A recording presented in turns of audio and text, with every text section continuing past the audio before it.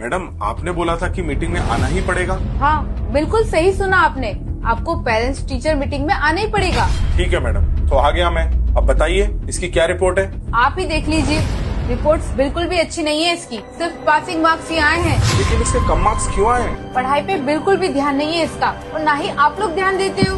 देखो मैडम, मैं और मेरी वाइफ हम दोनों वर्किंग है। एक्चुअली हमारे पास टाइम ही नहीं है। हम लोग ऑफिस जाते हैं, फिर घर के काम और फिर इसकी स्टडी भी। और आप अभी देख लीजिए, मेरी वाइफ ऑफिस में इतना बिजी है कि वो आ भी नहीं पाई। अगर आप वर्किंग है तो उसकी ट्यूशन लगवा दो ना, कम से कम ट्यूशन में पढ़ेगा तो उसका फ्यूचर तो सिक्योर होगा।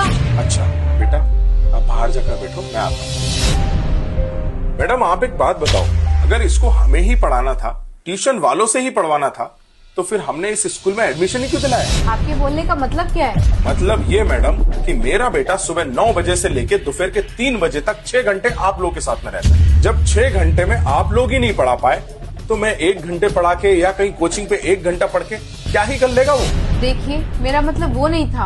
आपका क्या मतलब है हमें सब समझ में आता है। अरे आप लोगों की फीस ही इतनी ज्यादा है, लाखों रुपए हमको स्कूल में भरना पड़ते हैं। मुझे और मेरी वाइफ को इसीलिए जॉब करना पड़ता है ताकि हम फीस भर सकें। जब मैडम ड्रेस यहाँ से लेना है, फूड यहाँ से लेना है, बुक्स यहाँ से लेना है, पूरी स्टेशनरी यहाँ से लेना है, तो फिर पढ़ाई भी तो इसी स्कूल में होनी चाहिए ना। तो मैडम मेरी बात आप कान खोल के सुनो, मैं इसको किसी भी ट्यूशन क्लास में नहीं भेजने वाला और ना ही मैं मेरे बेटे को घर में प्रेशर देने वाला हूँ। तो आप लोगों की जिम्मेदारी बनती है कि मेरे बेटे को पढ़ाएं और उसके मार्क्स अच्छे आए। अगली बार हमें बुलाने से पहले ये सोच लेना कि अगर मैं यहाँ पर आया तो ये सवाल मैं आपसे पूछूंगा कि मेरे बेटे के कम मार्क्स क्यों आए।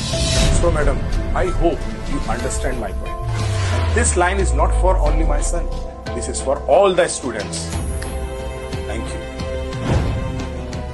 दोस्तों एक बात तो बिल्कुल सही है, आजकल के स्कूल्स का ध्यान फीस लेने में है, ना कि बच्चों को पढ़ाने में। अगर मेरी बात सही लगी है ना दोस्तों, तो कमेंट जरूर करिए और शेयर जरूर करिए।